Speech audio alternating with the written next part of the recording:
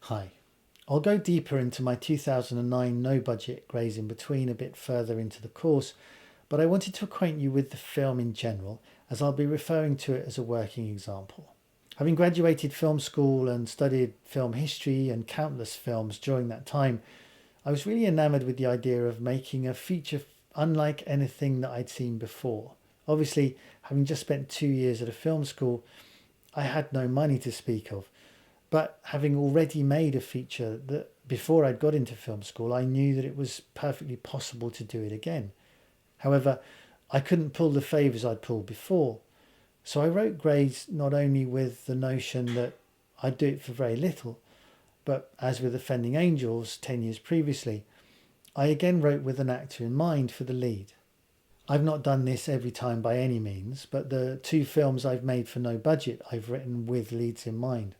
Principally because I was able to ask them in advance if they were up for the idea of being in a no budget movie in the first place, but it also freed me up, knowing who I was writing for and imagining them clearly in situations or being well cast in roles, such that I knew that they would bring a lot to the table. The point here is I was already looking around at what was available to me before I even put a finger to the key. I then got myself a new credit card, which was going to finance the production. I'm not recommending you do this, really not. Don't be getting into debt. Rule number one of filmmaking is never use your own money. Do as I say, not as I do. But I had a clear idea what was not going to cost me, as well as what was. And I figured getting the National Gallery to myself was worth blowing a little cash on. Grey's Inbetween was shot in 2008, came out in 2009 and was promptly snapped up by what turned out to be a scam outfit who asked me as producer for money to distribute the film. Like a mug, I believed them. The sales outfit CEO had over 200 credits on IMDb, so I figured it was sound. It wasn't. The moment I signed up, they got me to add them on my IMDb film credits and I was tied into a 2-year contract, robbing me of any festivals or even a launch. If anyone ever asks you for money, don't sign the contract, walk away. I got blinded by the excitement, by my ego loving the idea that someone from LA wanted to sell my movie. I borrowed the money and it took over 10 years to pay it back. Don't do it. If a sales outfit is genuinely interested, then they'll make money from the sales.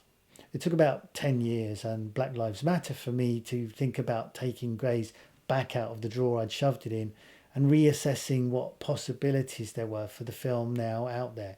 Despite its age, with a black female lead, the story still felt strong and contemporary, but the main thing other than BLM was the development and proliferation of online distribution, making it possible to reach the audiences I knew the film served easily, online, worldwide.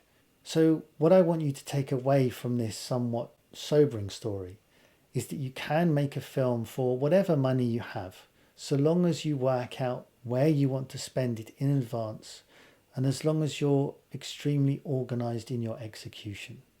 Grey's cost just under £4,000, including the right to film at the National Gallery, and I shot it in 7 days, not 7 consecutive days, but still 7 days.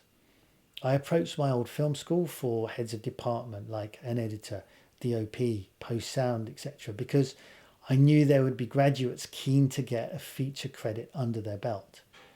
So I say to all of you who've done a course or know of a film school, get in touch. Go through the alumni Facebook, put the word out and see what comes back. If you haven't gone to film school or a media course, find out where they go for a drink or a meal of an evening. Join groups, tap them up on social media and start a conversation. After everything that happened to Grey's Inbetween, when I eventually did reappraise and reboot it, I had to transfer it onto ProRes as well as manufacture a whole bunch of deliverables, images, posters, etc. I was really glad to have done so and finally got it out to an audience I knew it had. It finally erased the horrible bad taste I had in my mouth from the sales debacle I'd experienced. And the good news is, you of course get to learn what not to do from my stupidity.